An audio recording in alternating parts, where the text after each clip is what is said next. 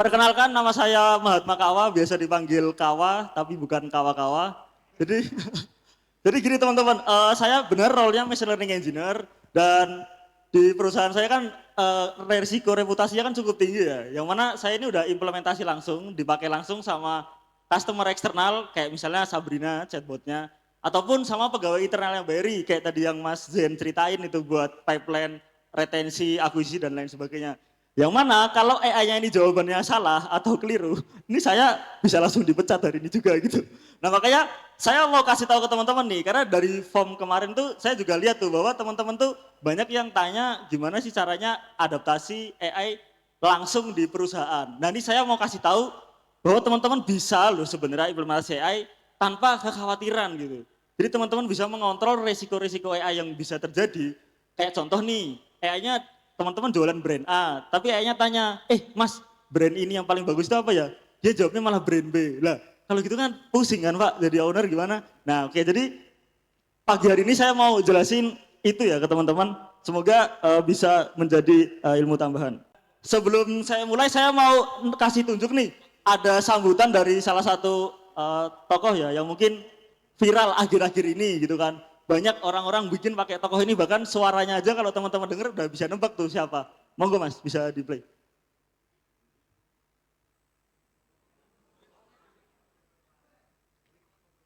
Di acara mengantar.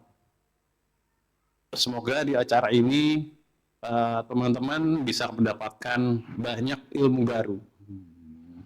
Nanti jika mengecewakan, saya marahin Mas Faiz. Faiz, yang bener ya kamu. Nah oke, jadi sebenarnya, makasih. Saya ini sebenarnya buat kayak gini karena Mas Faiz kemarin bilang, wah ini orang-orang bikin Pak Purbaya versi Genji ini gimana sih gitu kan, Crow Zero.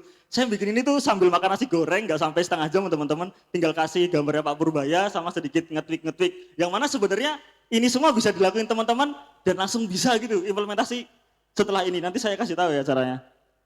Nah oke, tapi selain itu kan emang bisa ya mas kalau misalnya selain untuk hiburan gitu, untuk ngiklanin produk beneran. Nah ini saya contoh ada foto model perempuan ya, di sini ditambahin produknya Numa ya. Ini baru saya buat juga semalam sebelum tidur. Nah ini coba kita buat video pendeknya.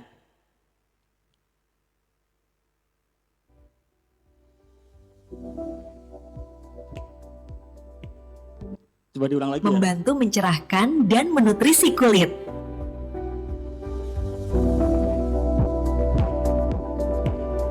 Membantu mencerahkan. Oke, nah ini malah saya buat lebih cepat lagi, nggak sampai 30 menit, ini cuma 5 menit doang.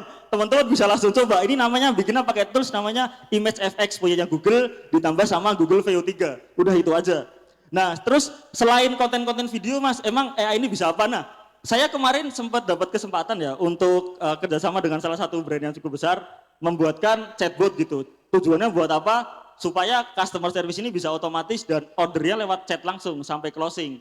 Nah, saya tanya dong sama si brand itu, Mas, kan platform AI udah banyak di luar sana, kok nggak pakai yang itu aja gitu. Nah, ternyata review dari si brand ini bilang bahwa memang sampai titik tertentu itu kondisi-kondisinya sulit disesuaikan gitu. Jadi jawaban yang diinginkan itu nggak sesuai dengan ekspektasi. Nah, padahal selaku machine learning engineer saya tahu betul kemampuan AI itu bisa kok dibuat sedemikian rupa untuk mengganti peran manusia. Cuman karena platformnya itu udah dibentuk sedemikian rupa, jadi teman-teman tuh terbatas gitu untuk menyesuaikan ekspektasi yang teman-teman inginkan. Ini contohnya ya, misalnya Kak ada popcorn nggak gitu, ini dummy aja, pura-pura dari produk dummy. Nah dia jawab nggak cuma teks tapi dia bisa kasih gambar. Bikin kayak gini sulit nggak mas? Nggak sulit, gampang banget. Karena modelnya tuh di belakang itu aja. Kalau nggak OpenAI, Gemini, Claude dan lain sebagainya. Nah ini saya misalnya mau beli ya, boleh deh 5 ya. Nah dia langsung lanjut ke fitur cek ongkir. Yang mana ini juga connect sama mengantar untuk menghitung estimasi biaya ongkirnya berapa. Nah ini saya tulis nama, nomor handphone. Nah dia konfirmasi ya, harganya sekian dengan ongkir sekian. Nah silahkan transfer gitu.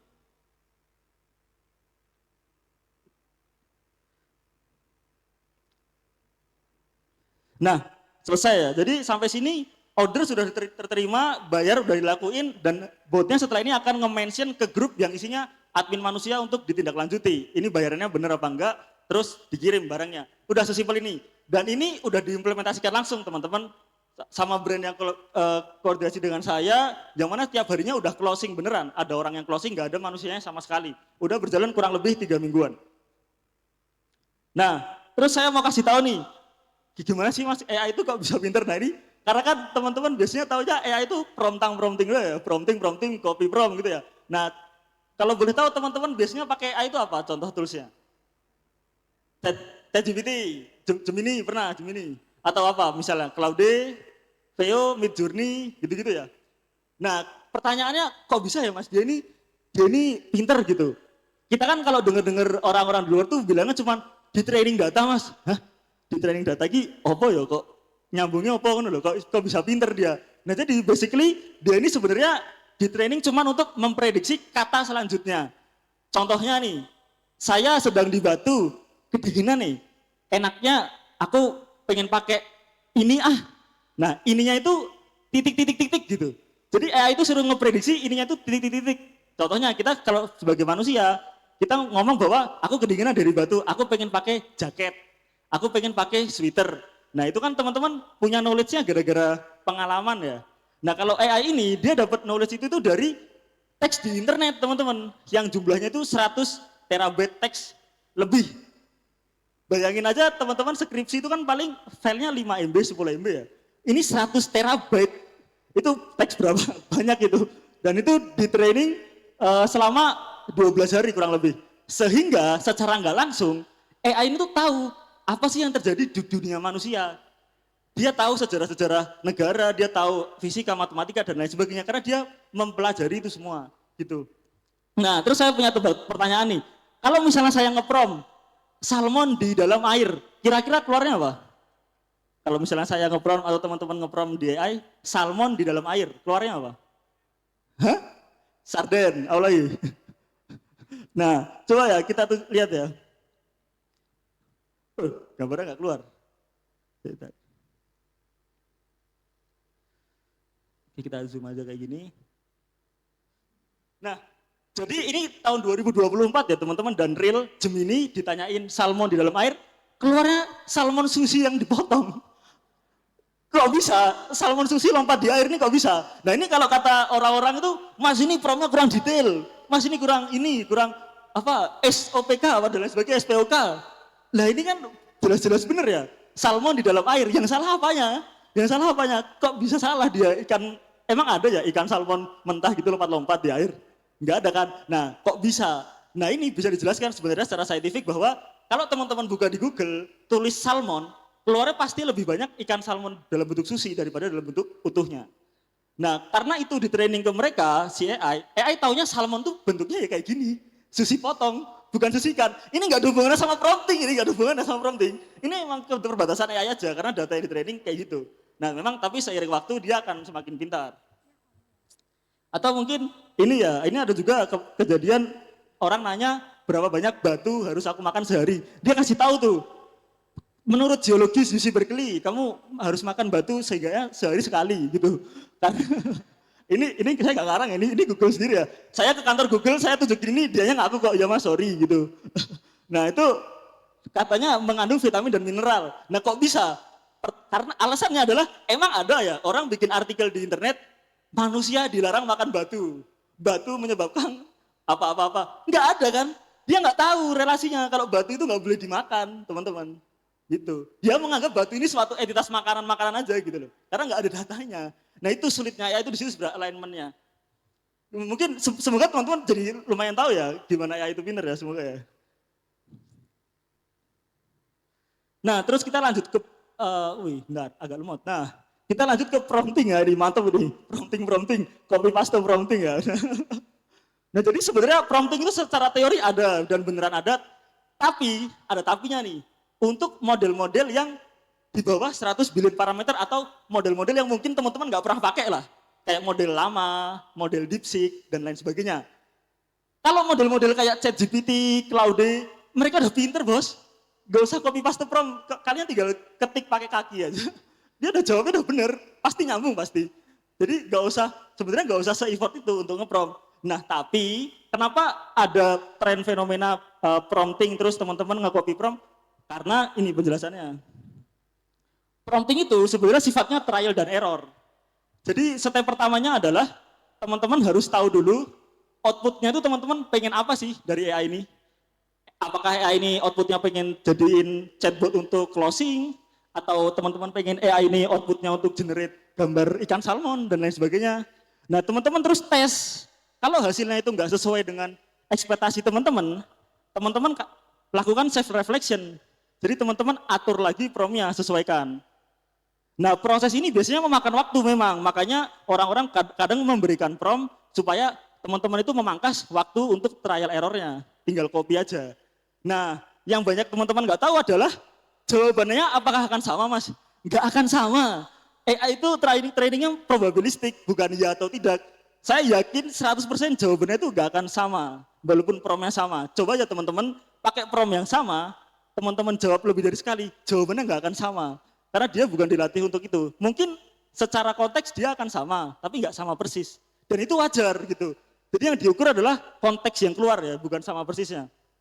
Nah ini saya kasih tahu salah satu best practice prompting langsung dari researcher OpenAI ya. Ini biasa kita pakai di perusahaan juga. Soalnya saya di kantor tuh kalau nge-prompt dimarahin bos saya, Pak Bu. Nggak boleh nge-prompt lagi sama manusia. Jadi kalau nge-prompt tuh pakainya AI aja. Gitu. Oke, ini kita langsung real aja ya, coba ya. Oke, nah jadi di sini saya misalnya pengen belajar trading, pengen buy atau hold atau sell gitu ya. Saya kasih prompt simple aja ya. Nah, misal ini ya, nggak kelihatan ya. Anda adalah ahli analisa saham dan investasi yang membantu user menganalisa trading yang ditanyakan apakah buy, hold, apa sell. Beritahu dia angka-angkanya. Ini kan sebenarnya udah cukup jelas ya, nggak perlu detail-detailin lagi gitu loh. Itu udah cukup aja kan. Nah, satu hal ajaib yang teman-teman bisa lakuin adalah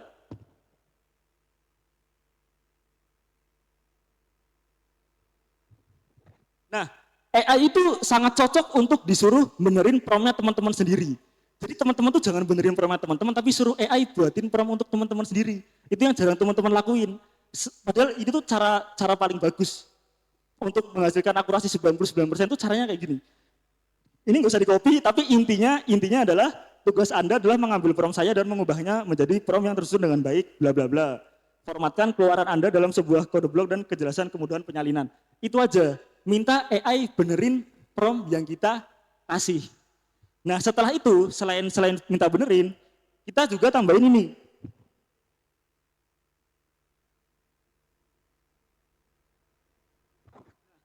Karena tadi AI itu dilatih secara feedback, kita tambahin bahwa sebelum Anda merespon, buatlah kriteria internal tentang apa yang mendefinisikan jawaban.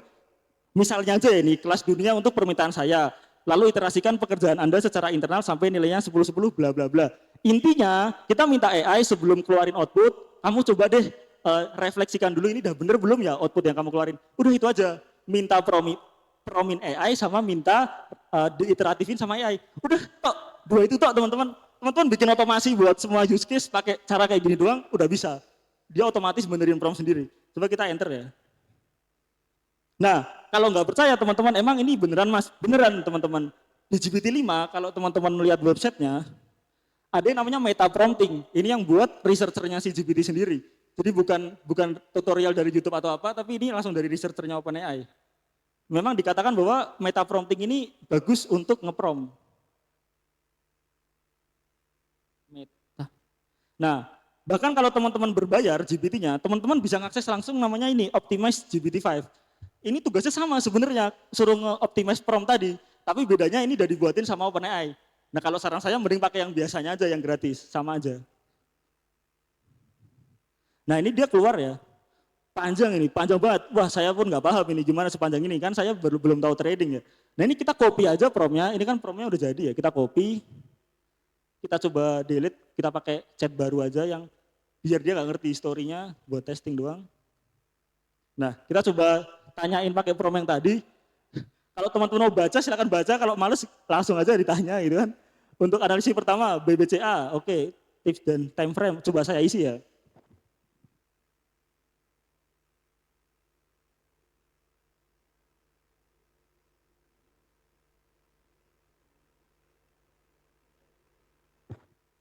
Nah ini coba saya jawab yang singkat-singkat aja pertanyaannya dia tadi.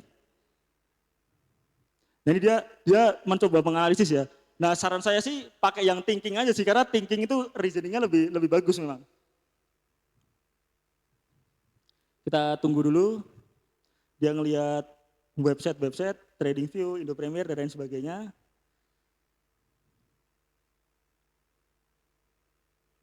Kita coba lihat ya, apakah dia berhasil ngasih tahu saya saran untuk beli BBCA di harga berapa, trading gimana dan lain sebagainya.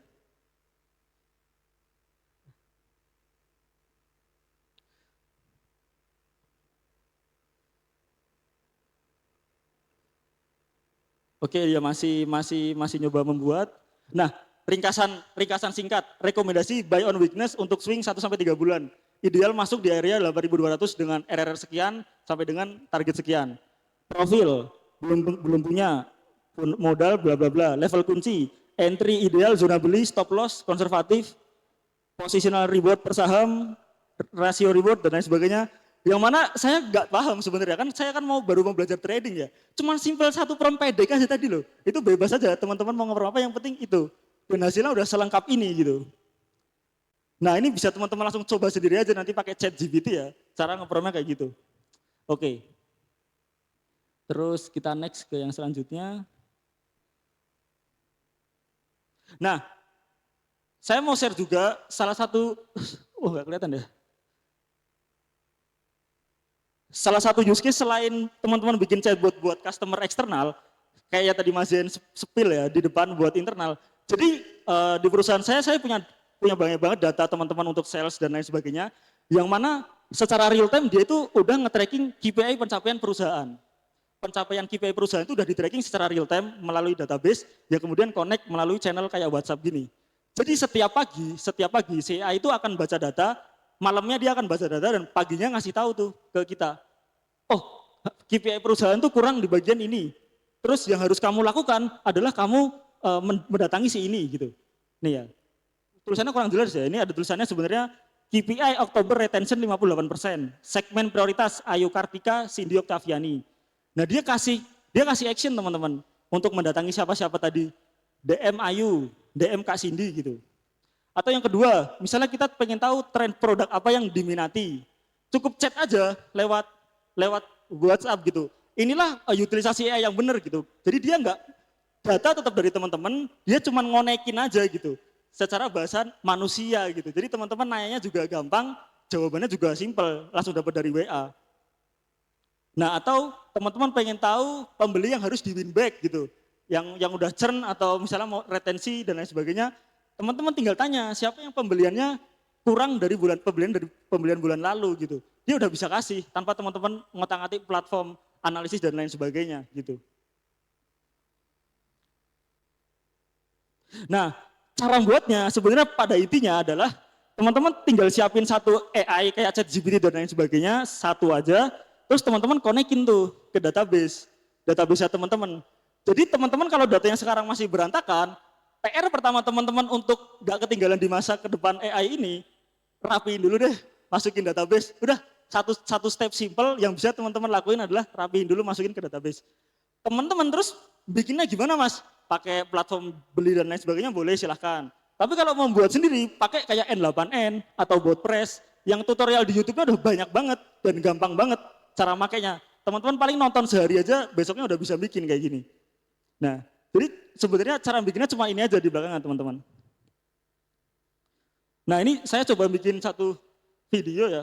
Mungkin bisa di play Mas video kedua. Udah coba berbagai kurir, tapi kok barang pelanggan sering bermasalah ya? Pengiriman telat, paket hilang, bikin pusing.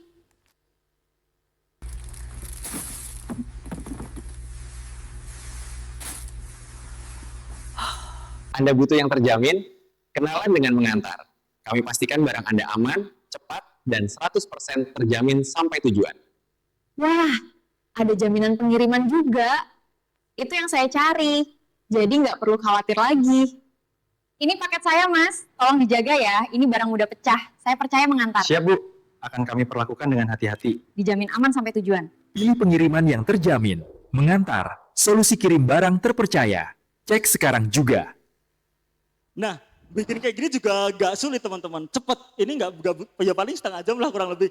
Saya memang bisa bilang bahwa ini bukan yang terbaik ya hasilnya, tapi saya mau ngasih tahu bahwa AI itu udah bisa buat kayak gitu secara cepet loh teman-teman. Tinggal teman-teman kasih gambar dan scene mau seperti apa, di-generatein AI udah bisa kayak gitu. Nah atau ini nih, contoh yang kemarin baru-baru ini juga viral ya, ada kayak orang di sosmed tuh yang bajunya minta ganti-ganti, terus ternyata ini bukan saya, ternyata ini bukan suara saya, gitu-gitu ya. Sebenarnya ini bikinnya gratis teman-teman, saya pakai model dari Cina namanya One model. Gratis gak bayar, saya buat sendiri, ini foto asli saya yang paling kiri, kemudian saya ganti baju-baju saya pakai AI. Hasilnya kayak gini, udah kayak beneran. Nah atau saya kasih, saya pakaiin kalung ke saya gitu. Ini gratis loh, saya bikin pakai One loh ini kayak gini. Nah teman-teman bisa coba langsung. Nah atau use case lainnya ya, kita bisa buat iklan video pendek juga. Ini saya coba pinjam brandnya si Lume Amande. Rasakan kesegaran alami dari buah-buahan pilihan dalam setiap semprotan Lume Amande. Nah ini sama, buatnya nggak sampai 5 menit juga teman-teman bisa buat kayak gini.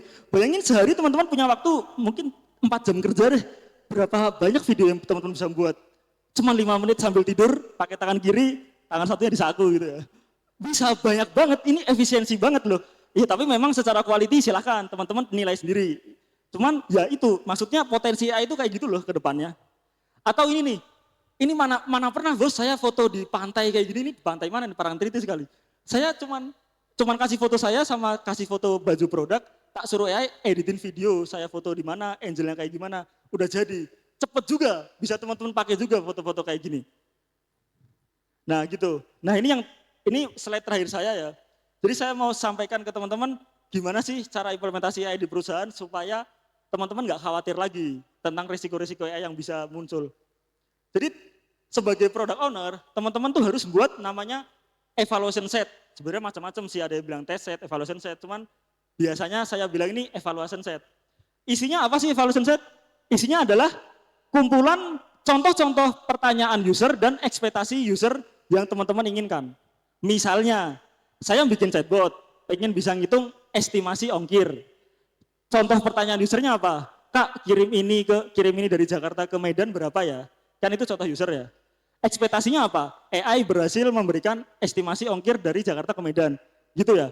Nah, teman-teman bikin kayak gini yang banyak, fitur A, B, C, D, E, fitur pembayaran, fitur pencatatan otomatis.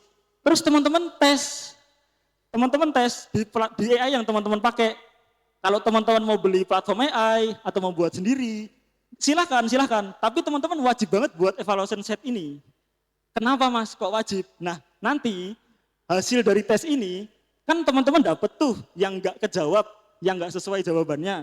Teman-teman masukin tuh ke, ngeblur ya, ke namanya ini apa namanya AI Risk Matrix. Coba saya zoom dari sini. Nah, ini mungkin lebih kelihatan ya. Nah, jadi teman-teman bagi tuh apa tes-tes yang dia itu sering terjadi, tapi impact-nya nggak begitu tinggi ke resiko perusahaan. Apa tes-tes case yang sering terjadi, tapi impact-nya tinggi misalnya. Ini teman-teman masukin aja kategoriin, tone tidak konsisten, nggak apa-apa deh, nggak masalah. Respon menjawab lama, wah ini bahaya ini gitu kan. Atau yang paling parah nih apa nih, pembayaran tidak diteruskan ke admin misalnya.